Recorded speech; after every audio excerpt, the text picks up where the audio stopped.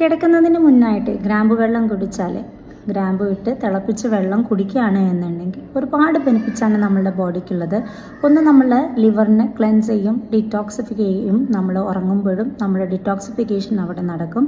അതുപോലെ തന്നെ നമ്മൾ കൂടുതൽ ഭക്ഷണം കഴിക്കാതിരിക്കാനും നമ്മളെ ബോഡി അത് അഡ്ജസ്റ്റ് ചെയ്യും.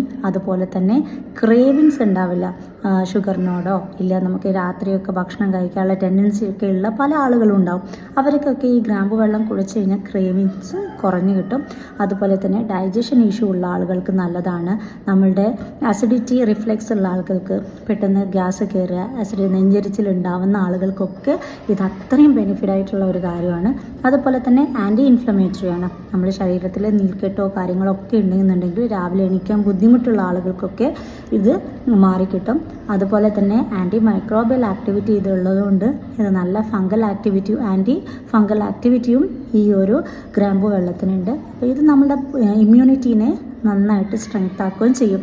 അപ്പോൾ എല്ലാവരും കിടക്കുന്നതിൻ്റെ മുന്നായിട്ട് അത് ഓൾട്ടർനേറ്റ് ഡേയ്സിൽ നമുക്കിതൊക്കെ ചെയ്യാവുന്ന കാര്യമാണ്.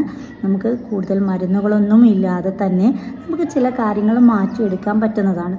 അപ്പോൾ ഇതുപോലെയൊക്കെ ഒന്ന് ട്രൈ ചെയ്ത് നോക്കുക കേട്ടോ.